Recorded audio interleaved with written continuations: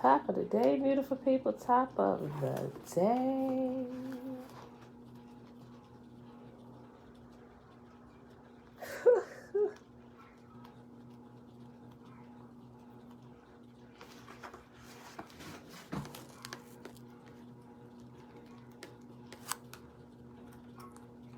Come on, y'all, put in my notes.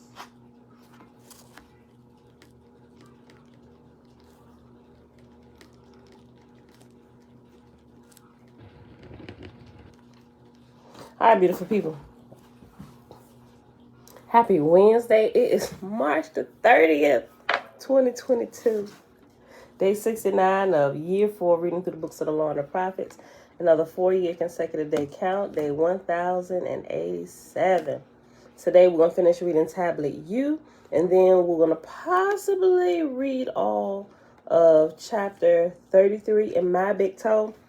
We might get through it, might not, just depending on how much of Tablet U we have left. All right, beautiful people. Shayla, great rising. Rita, good morning. Mom, shalom, shalom. Jean, good morning. Audrey, shalom. Auntie, hey, girl, hey. Thanks for the life check. Lavon, blessings, blessings. Thank you, Mother. I am 43 years old today. Today is my birthday, born day. Happy born day to me. 43 years old. Some women don't like to share their age, but I don't care. I've never really got it, you know? I mean, I feel you should age like a fine wine. Maybe I haven't even gotten to the actual refining yet to where it smells like a fragrant wine just yet. I don't know. Got a few more years before I even get to that process. I think I'm still fermenting in the pot. All right, y'all. With that being said, thank you, y'all. All right, Father, help us stay on track today, because I got to get out of here, y'all. We got to get out of here early today. Got an early appointment, and I had to, we 15 minutes late because my mornings are just getting a little more busy. I had to finish something. I had to send something before we started. OMG. I ain't going to say the time is stressful, but oh my gosh. We're in the process of trying to buy a home. Oh, man. I swear for Bob. Every house that we say we're going to put the offer in on that, somebody beat us to the punch. It's like, we better move a little bit faster. So, sheesh. When they say the housing market is crazy, it's like, how is it this crazy? Like, we're just coming out of the pandemic. Everybody going to a pandemic and they just feel like they want to buy a house. Everybody have all this extra money sitting around while y'all jacking these prices up sky high on these homes. Everybody just decide, let's just buy a house. We don't have anything else to do, right? Granted, people done start going back to work, but this is crazy. It's absolutely crazy. And the houses are way overpriced, but it is what it is. Thank you, Auntie Tiffany. Thank you. Oh, great spirit. Thank you. Yes, and peace and blessings to all of you as well. Thank you.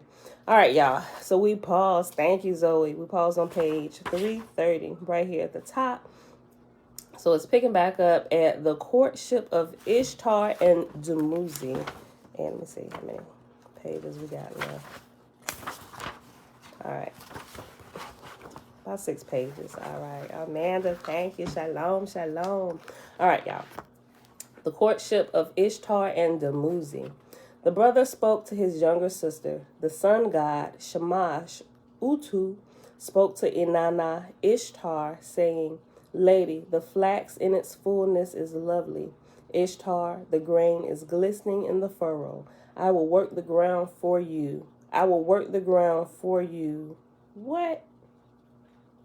It says, I will work the ground for you, it for you. Maybe that's just some extra words, right? I will work the ground for you. I will bring the grain to you.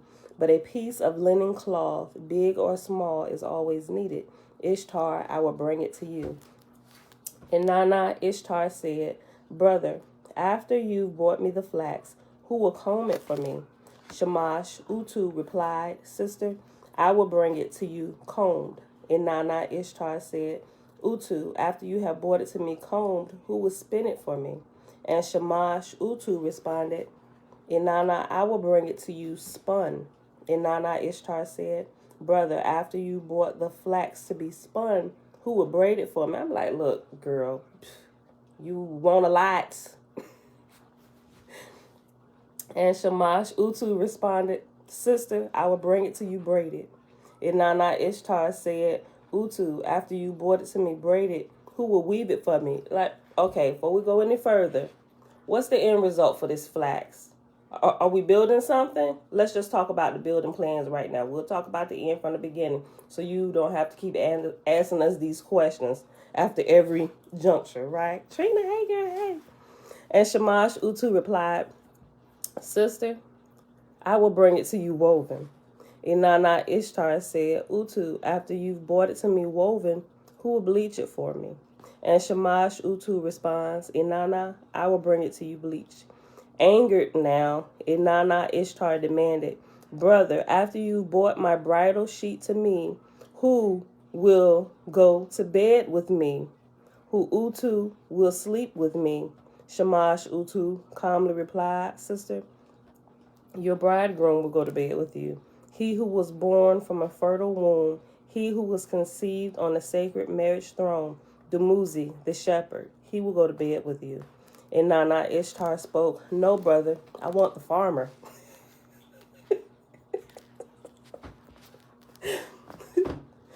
Oh, I guess Dumuzi ain't good enough. No, brother, I want the farmer. He is the man of my heart. He gathers the grain into the great heaps. He brings the grain regularly into my storehouses. Shamash Utu said, sister, you should marry the shepherd. Why are you unwilling? His cream is good. His milk is good. Whatever he touches shines brightly. I'm going to be good. Inanna Ishtar, marry Dumuzi, you who adorn yourself with the agate necklace of fertility alone. Why are you unwilling? Dumuzi will share his rich cream with you. You who are meant to be the king's protector. Why are you unwilling? Still angry, Inanna Ishtar then spoke, the shepherd? I would not marry the shepherd. His clothes are coarse.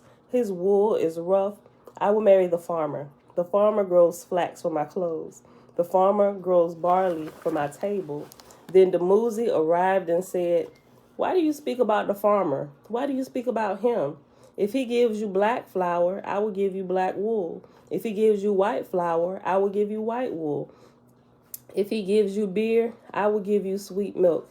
If he gives you bread, I will give you honey cheese. I will give the farmer my leftover cream. I will give the farmer my leftover milk. Why do you speak about the farmer? What does he have more than I do? Laughing, Inanna Ishtar replied, shepherd boy without my mother, Ningal, you'd be driven away. Without my grandmother, Ningukuga, you'd be driven to the abyss. Without my father, Nana, you'd have no roof. Without my brother, Utu Shamash, ... Dumuzi interrupted. Inanna, do not start a quarrel with me. My father, Enki, is as good as your father, Nana. My mother, Surtur, is as good as your mother, Ningal. My sister, Geshtiana, is as good as yours, Ereshkigal. So, queen of the place, let us talk it over, shall we? I like that. So, queen of the place, let's talk it over, shall we? Y'all want to hear something funny? Okay.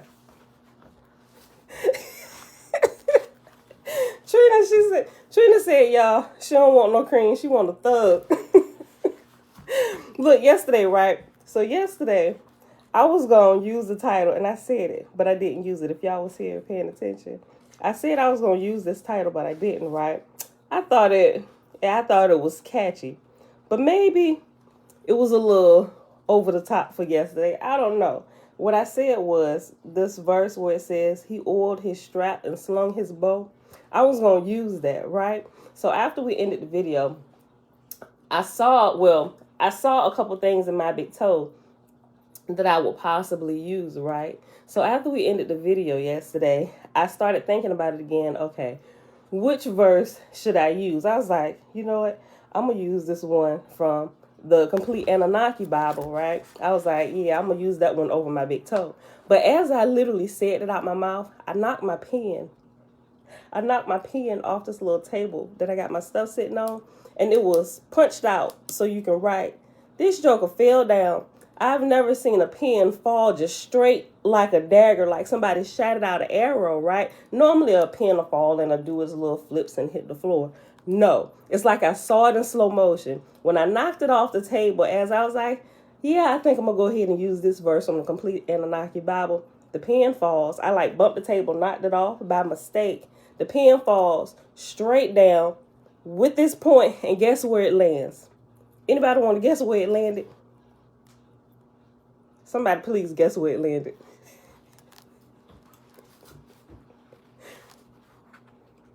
Somebody guess. Just somebody. Just make a good guess. Make a good guess. Yes, in my foot. You know exactly where on my foot? Right in my big toe. Right in my big toe. I was like, oh, I did like that because it hurts. It felt like it came down with force, and there was a dent in my toe with the blue ink mark. And after I did that, I just started laughing. I'm like, okay, I won't use that verse. I'll use one from my big toe. Some people say, well, maybe that wasn't, I'm like, yes, it was. It was a sign for me. That was not coincidence. It was funny. Because some other things I was thinking about, I was like, yeah, I really want to use that one, but I felt like I shouldn't. I was going to push it, right? But yeah, then the pen fell and stabbed me in my big toe. I'm like, all right, I'll use one from my big toe. It was funny. Okay. This has nothing to do with the reading today at all. So, Queen of the Palace, let us talk it over, shall we? The words they had spoken between them were words of passion and desire. From the starting of the heated quarrel came the lovers' desire for each other. Dumuzi, the shepherd, went to the royal house with cream. I bet he did. He went to the royal house with milk. Before the door, he called out, "Open the house, my lady, open the house." And Nana Ishtar ran to the arms of Ningal, her mother. Ningal counseled her daughter, saying, "My child, this young man will be your father. My daughter, this young man will be your mother. He will treat you like a father. He will care for you like a mother." Still, Dumuzi called, "Open the house, my lady, open the house." Inanna Ishtar, at her mother's command, bathed and anointed herself with scented oil. She covered her body with a royal white robe. She readied her dowry.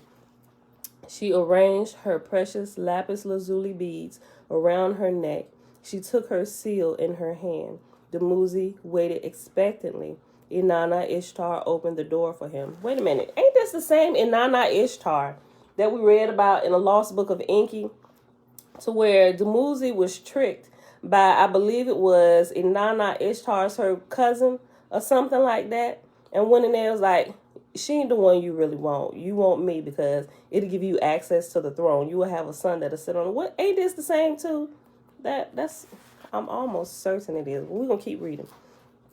But then Dumuzi got tricked in the process, and he actually died early, right before they got married. Of whom, in the Lost Book of Enki, it seemed like they were over the top for one another. They were like completely in love, and they was like, "Let's go to my mother and see if she will accept you." Right? That's what I thought I read. Hold on. Maybe that's another vantage point. We'll see. Maybe this was before she actually fell in love with him. We'll see. Dumuzi waited expectantly. Inanna Ishtar opened the door for him. Inside the house, she shined before him like the light of the moon. Dumuzi looked at her joyously. He pressed his neck close against hers. He kissed her. Inanna Ishtar then said, "What I tell you, let the singer weave into a song. What I tell you, let it flow from ear to mouth. Let it pass from old to young. My vulva, the horn, is the boat of heaven, is full of eagerness like the new moon." Lord have mercy, what am I reading? Look, hold on, y'all. Who will plow my vulva? Who will plow my high field? Who will plow my wet ground? I am a young, beautiful woman. Who will plow my vulva? Who will station the ox there? I'm going to keep reading. Who will plow my vulva? I cannot use that as a title for today as much as I really want to. Dumuzi smiled and said, Great lady, the king will plow your vulva. I, Dumuzi the king, will plow your vulva. Inanna Ishtar screamed. Lord have mercy. I am so glad my husband not down here at this point. Look. Hold on. I, Dumuzi the king, will plow your vulva. Inanna Ishtar screamed. Then plow my... Okay, let me be serious. Hold on. I am an adult. I should not be laughing at, Okay. Inanna Ishtar screamed, Then plow my vulva, man of my heart. Plow my vulva. Do it now. Oh, they would turn, Shayla. He definitely would be clowning, Trina. Okay, next section. When after the king's lap stood the rising cedar, plants grew high by their side, grains grew high by their side, gardens flourished luxuriantly. Inanna Ishtar sang in delight. He has sprouted. He is fertile growth planted by the water. He is the one my womb loves best. I bet it's better than a farmer now. You don't want the farmer no more. Give me the king, the Dumuzi. Look, yo, Dana, he was out there plowing, right? Everything was fertile. The cedar had risen. It is full grown. Now it's time to bear some fruit and give you some fruit. Inanna Ishtar sang in the light. He has sprouted. He is fertile growth planted by the water. He is the one my womb loves best. My well-stocked garden in the plains. Look, her mind changed instantly. Oh, this is what you're working with over here in your garden. Stricken that last comment from the tablets. The farmer, going with King. Hey, King. My barley growing high in its furrow. My apple tree which bears fruit up to its crown. He is fertile growth planted by the water. I mean, that's not really, it's good to say that, but if his tall cedar trees is the only thing that changed your mind, like, sis, you got other issues going on, because I'm just saying, we'll save that conversation for another day. My barley, she was so shallow. Forget the thug, the king got it rocking. Look. My barley growing high in its furrow, my apple tree which bears fruit up to its crown. He is fertile growth planted by the water. My honey man sweetens me always. My Lord, the honey man of the gods. I don't know, we might use that. It's a little more, let's say the title won't draw sexual deviance to the page looking for stuff that's not there, right? Which is probably why I wasn't supposed to use that title, because different people that come in, they leave porn links. I'm like, that y'all just don't care. Have you no couth about yourself at all? Can't leave those kind of links here. This is not that kind of party. And my Lord, the honey man of the gods. He is the one my womb loves best. His hand is honey. His foot is honey. He sweetens me always. My eager man who caresses my navel. My man who caresses my soft thighs. He is the one my womb loves best. Oh, how I love him. You love him now. He is my fertile growth planted by the water. And Dumuzi sang, Oh, great lady, your breast is your field. Inanna Ishtar, your breast is your field. Your broad field pours out the plants. Your broad field pours out grain. Water flows from on high for your servant. Bread flows from on high for your servant. Pour it out for me, Inanna Ishtar. I will drink all you offer. I bet. Inanna Ishtar said passionately, y'all, what is we reading? Look, this kind of sounds like the Songs of Solomon, but this is a little more X-rated than the Songs of Solomon. Okay, hold on. And Nana Ishtar said passionately, make your milk sweet and thick for me, my bridegroom. My shepherd, I will drink your fresh milk. My wild bull, Dumuzi, make your milk sweet and thick. Whoa, I gotta get my mind out of the gutter. I will drink your fresh milk. She probably really is talking about milk from his flock. Like, seriously, like the livestock animals. It probably, maybe not. My wild bull, Dumuzi, make your milk sweet and thick. I will drink your fresh milk. I'm sorry, I really am an adult, y'all. Okay, I feel like I'm reading smut on the internet. Okay, hold on. I will drink your fresh milk. Let the milk of the goat flow in my sheepfold. She is not talking about goat's milk. Hold on. Fill my holy churn with honey. Wait a minute. We could learn a thing or two from them. Wait a minute. Hold on. Fill my holy churn with honey cheese. Lord Dumuzi, I will drink your fresh milk. My husband, I will guard my sheepfold for you. You better. I will watch over your house of life, the storehouse, the shining, quivering place which delights, yep, the house which decides the fate of the land, the house which gives the breath of life to the people. I, the queen of the palace, will watch over your house. Dumuzi spoke, my sister, I will go with you to my garden. Inanna, I will go with you to my garden. I will go with you to my orchard. I will go with you to my apple tree. There I will plant the sweet honey-covered seed. Inanna sang. He brought me into his garden. My brother Dumuzi brought me into his garden. I strode with him among the standing trees. I stood with him among the falling trees. By the apple tree, I knelt as is proper before my brother. Hold on. Y'all, she knelt before the apple tree.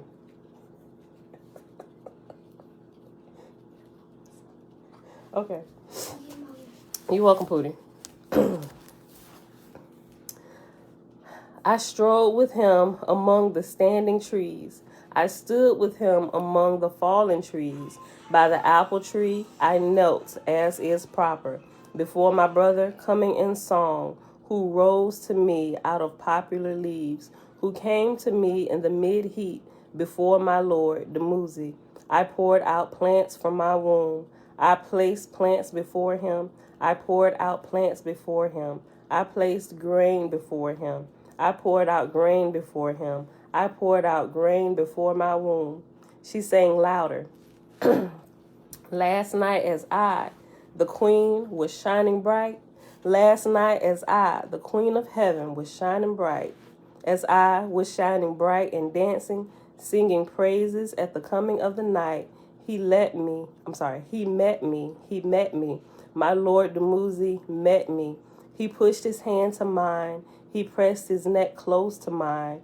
My high priest is ready for the holy loins. My Lord Dumuzi is ready for the holy loins. The plants and herbs in his field are ripe. Dumuzi, your fullness is my delight. Claude, have mercy. She called for it. She called for it. She called for the bed. This is smut on the internet, y'all. Look, she didn't completely forgot about the farmer dude. She was calling, but I don't want no Dumuzi. Bring me the farmer. I want the farmer, right? We want Farmer John. Farmer John ain't got nothing on Dumuzi, the king. Okay. She called for it. She called for it. She called for the bed. She called for the bed that rejoices the heart. She called for the bed that sweetens the loins. She called for the bed of kingship. She called for the bed of queenship. And Nana Ishtar called for the bed. Let the bed that rejoices the heart be prepared. Let the bed that sweetens the loins be prepared. Let the bed of kingship be prepared. Let the bed of queenship be prepared. Let the royal bed be prepared. She spread the bridal sheet across the bed. She called to the king. The bed is ready. She called to her bridegroom. The bed is waiting. He put his hand in her hand. He put his hand in her. Yeah.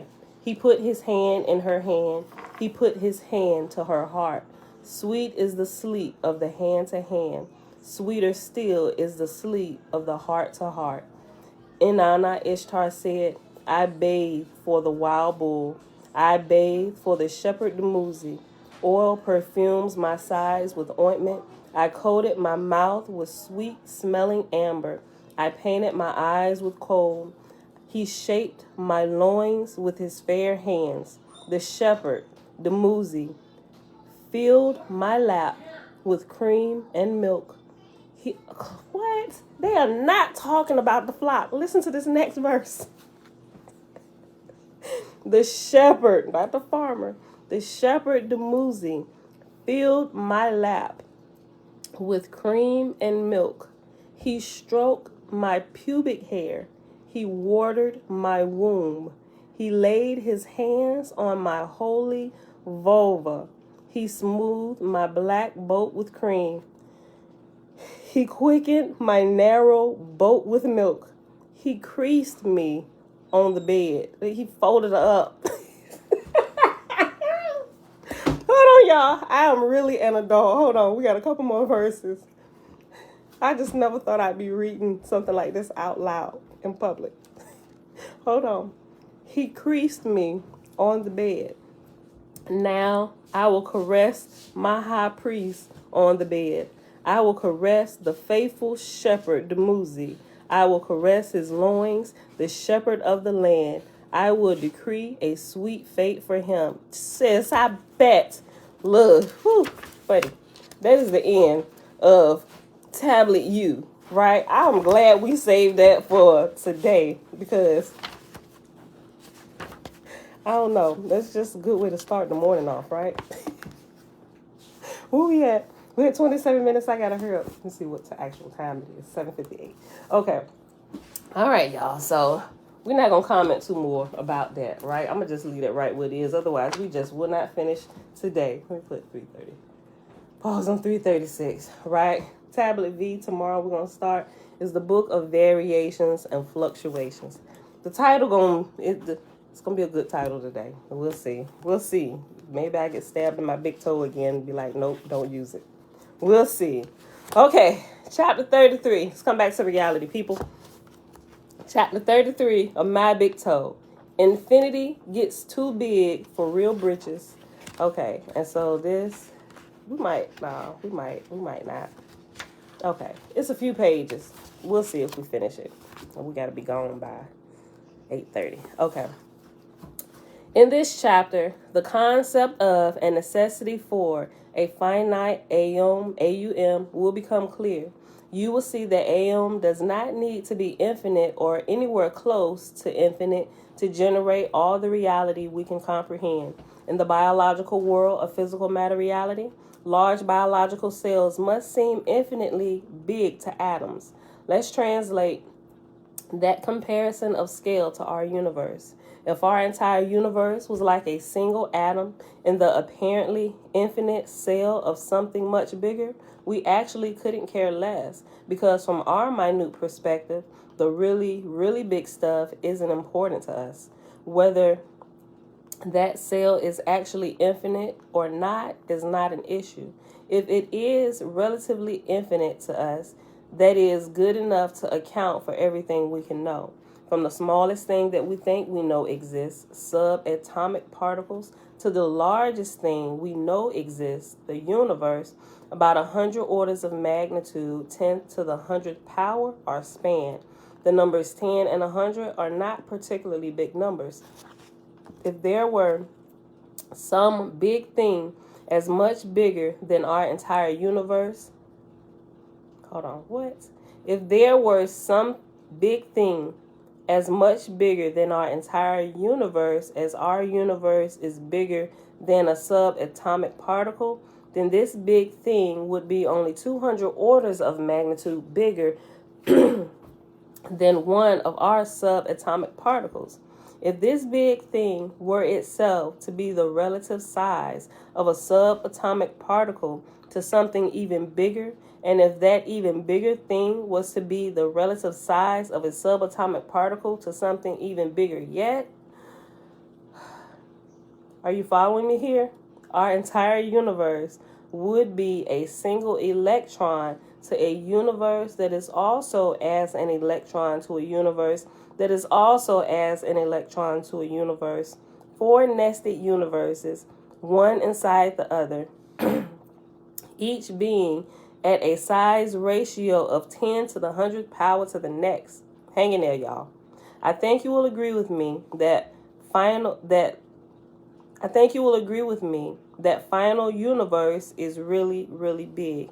This colossal, really, really big thing is only 400 orders of magnitude bigger than one of our own tiny electrons. And guess what? That's only 10 to the 400th power. And everyone knows that 10 and 400 are not big numbers. Already, we have slipped beyond the far edges of your ability to comprehend. What about, I think this is a billion, 10 billion, question mark. It's just a 1 and a bunch of zeros. I think it's a billion or a gazillion. I don't know. I just made it up. That is a 1 with 100 billion zeros. Okay, 100 billion. Okay. That is a 1 with 100 billion zeros between it and the decimal point times bigger than an electron. That much magnitude would allow a billion nested universes existing one within the other, each being the relative size of a single electron to our universe to the next larger universe. I can write these numbers in a few seconds, taking up only a few inches of paper. Are we close to infinity yet? No way. These are still relatively infinitesimal numbers compared to infinity. Nevertheless, we have gone far beyond the size that represents something your imagination can begin to comprehend. What about a trillion zeros? And still, we are not yet a tiny, minuscule fraction of the way to infinity yet. How many zeros could you write in your lifetime? How many times could you write the word trillion? Even at that, we wouldn't be close to infinity. We could always take that number and raise it to an exponent equal to itself. Do you get the idea of how unnecessarily big infinity is when you're talking about a real thing? AUM is a real thing. And apparently infinite something, but actually quite finite. All the PMRs and NPMRs are real things. Reality is a real thing. Infinity is far too big for real things. You see, AUM doesn't need to be infinite. In fact, the concept of infinity brings with it all kinds of logical inconsistencies, such as infinite processes that require infinite time and infinite energy, which are always unavailable to anything real. Consequently, it is sufficient for AM to be only relatively infinite, apparently infinite. What? Consequently, it is sufficient for AM to be only relatively infinite, apparently infinite. This is enough to suit our purposes. In your mind, let the word infinity be a metaphor, not a defined mathematical abstraction. Infinite makes a handy mathematical concept, but a very misleading adjective in front of a real extant noun. While we're on the subject of big real things, being small relative to the abstract concept of infinity, let's talk about time and infinitesimal things. It is the same drill. For the sake of comparison, let's resurrect the numbers we made up in chapter 31 of this book. I bet you didn't know there have been less than 10 to the 18th power of our tiny little seconds that have tick-tocked away since the Big Bang formed in our universe. In case you were wondering, those 10 to the 18th power seconds would consume only about 10 to the 62nd power physical matter reality delta t time quanta. Recall that 1 delta t equals 10 to the negative 44th second. Break a second into billions of pieces, and you get a nanosecond, which is ns.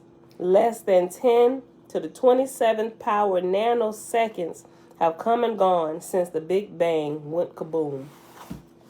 Break a nanosecond into another billion pieces, and you get a nanosecond. And you get a nanosecond. There have been less than 10 to the 36th power nanoseconds since the Big Bang, and less than 10 to the 45th power billionths of a billionth of a second ns ticked away since our universe began. It is surprising that a 10 ns long delta t time increment about 10 to the negative 44th power seconds could be small enough to make our gigantic physical matter reality nanoseconds seem absolutely continuous, and that the number of them that has ticked away for much longer than our universe has been forming remains a relatively tiny number compared to infinity. Y'all ear smoking yet? Just hanging there. We almost done. No doubt a trivial number for an apparently infinite AM to track. There is another important point here. Besides the fact that AM is finite and real and maintains a huge excess capacity that allows it to do, think, create, and be much, much more than we can imagine. You only need to realize that we exist in and have the capacity to comprehend only a tiny, minute, infinitesimal fraction of the possibilities for existence. We have seen above that many entire universes, each progressively larger than ours, by the same amount that our universe is larger than an electron, can coexist with us within our finite 3D space-time reality. Likewise, in the opposite direction, many realms may exist that are each progressively smaller than ours. These scaled up and scaled down universes would not evolve carbon-based humans and critters resembling us. Our physical matter, composed of the elementary particles, atoms, and molecules that we are familiar with, is nicely suited to our own scale and ill-suited to drastic changes in scale. However, that is not to say there could not exist enough weird stuff, totally unlike our matter, that has evolved forms and structures appropriate to its own scale, that have enough complexity, memory, and processing power to evolve intelligent life forms. Do y'all know? Hold on. Let me just keep reading. Hold on. Why? Because Mother Nature is one aggressive babe. Why not? Because you do not have the capacity to conceive of it. Why would a rational person who wasn't hopelessly optimistic about the completeness of their knowledge believe that our personal and collective ignorance and limitations should logically constrain the possibilities of creation?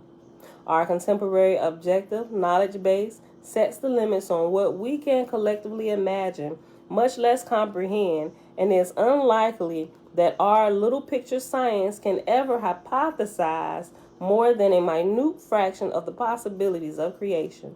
Regardless of how hard we all try, all we can conjure up are various versions of ourselves because that is all we know.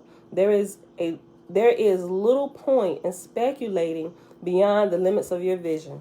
Appreciating your inherent limitations and applying open-minded skepticism to your logical and scientific processes constitute the only approach to exploring the big picture that makes sense and produces results. Any other approach will eventually lead you to paint yourself into a corner with broad strokes of belief and arrogance. we can barely comprehend or even wildly imagine only a very small slice of the potential 3D space-time possibilities for existence within our own 3D space-time, much less existences in other 3D space-times with other dimensions, much less existence outside of 3D space-time but within non-physical matter reality, and much less existence outside of non-physical matter reality in but within non-physical matter reality. If that made any kind of sense to you, explain that in the comment section. I told y'all, when I was listening to this, every time I listen to this, I probably completely zoned out at these last few chapters. Could they have evolved consciousness, critters, objects, energy patterns, or other structured stuff? No one says they, their matter, their environments, or their governing rule sets, physics, must necessarily be like us, our matter, our environment, or our rule set. In a digital consciousness reality, anything that can be conceived is possible. Anything with a rational structure, rule-based, and with enough potential and complexity will eventually evolve to a more highly organized, lower entropy system of systems. We are not alone. Reality is teeming with intelligent life forms. In fact, we humans and non-physical entities of OS are relatively minute, like one small school of fish in a gigantic ocean of sentient life. When you learn to move your awareness between dimensions, you will be amazed at the diversity of life forms that share our consciousness ecosystem. And I think we're going to pause right here. We only got like 2 pages left, but I think I'm going to pause right here. So we'll be done with this Wednesday. So Friday we'll be done. This last chapter is literally like a page and a half. So we'll take 2 more days, but I'm definitely going to pause right here because I got to get ready to get out of here in like 15 minutes. So I hope y'all enjoyed the reading for today. Look, I want to share something crazy with y'all. Hold on. Look.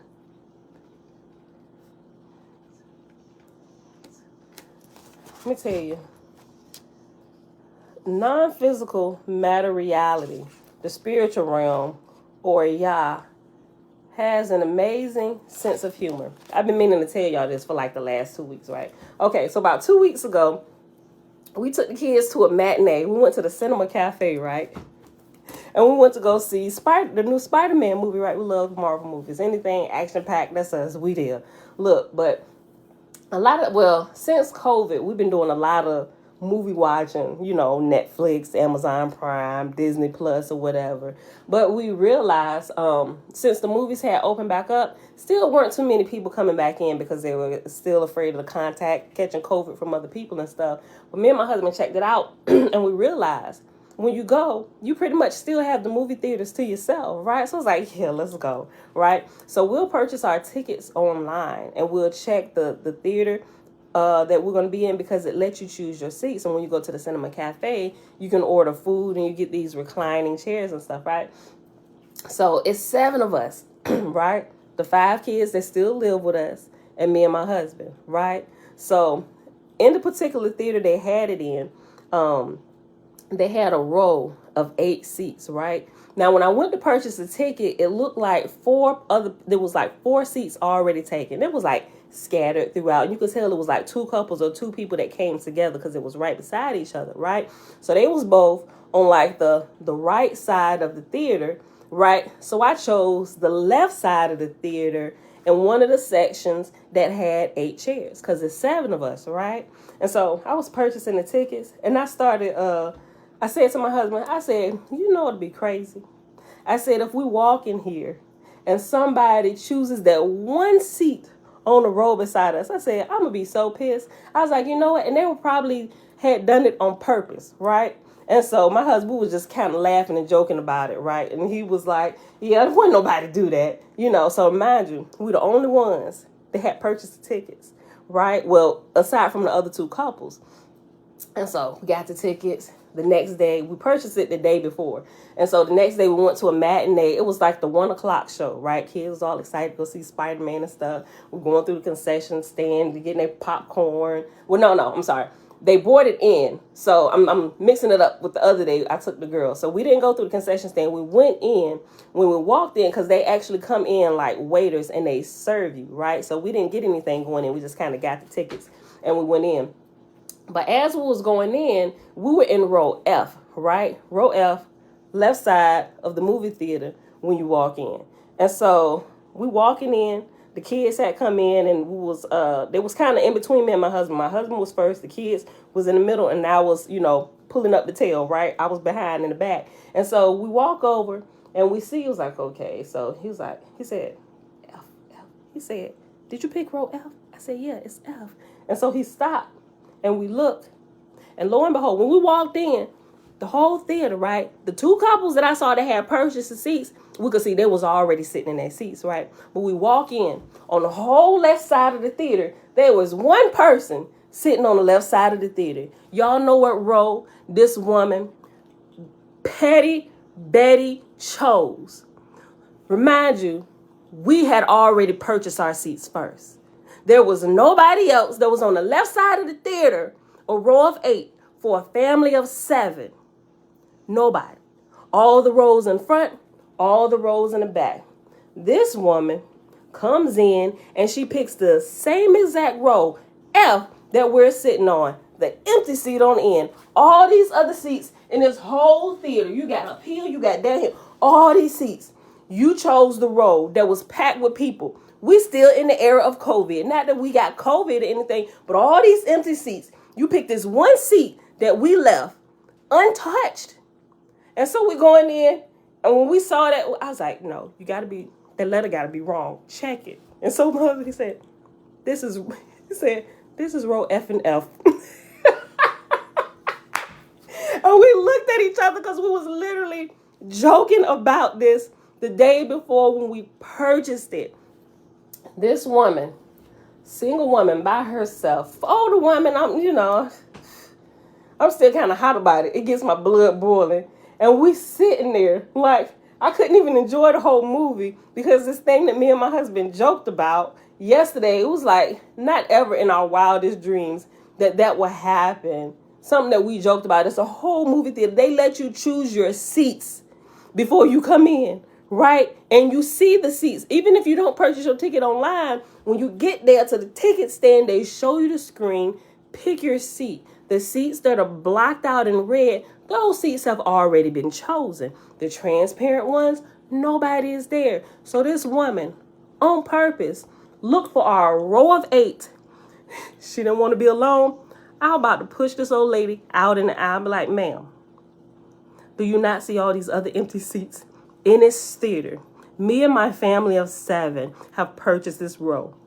And you decide to sit right here beside us, right here beside us, right here beside us. Not the row in front, not the row behind. Like literally, like you met us here at the movies, like we know you. You chose this one empty seat beside us. We were sitting there. When we sat there, I sat beside the lady. Normally when we go to the movies, kids is all in here. I sit here, husband sit on the end. He looked at me. I said, get on the inside. I'm going to sit beside this woman. I'm going to elbow her. But sitting right here, I'm like, ma'am, don't you want to move and put my drink right here? Maybe I can be annoying enough so you can get up and take up one of these other 14,000 empty seats in this whole friggin' theater. Why would you choose to sit right here beside us? Y'all, when I tell you my blood was boiling, my blood was boiling. I'm like, you know what? You knew this was going to happen. I didn't have like an inkling that it was going to happen. It's something that I thought would never happen. And we just kind of joked about it. And we literally laughed about it. But when we got into the theater, I had got over my initial festivity. We was just sitting there laughing. You know how you be laughing quiet and you try to laugh quiet, but the more you try to be quiet, it just gets a little louder. So that's what we was kind of doing all while the previews and stuff going on, because we couldn't imagine that this would actually happen, something that we joked about. And I was like, you know what? And Betty decided she wanted to talk to us through the movie. So Alicia, maybe she didn't want to be alone. How did she know we were going to be personable people to talk to, right? Don't talk. We trying to watch the movie. We here the first time. First time seeing it. Thank you, Pootie. This is our first time seeing the movie. Don't talk to. We don't even want you sitting here beside us. Don't talk to us during the movie, right?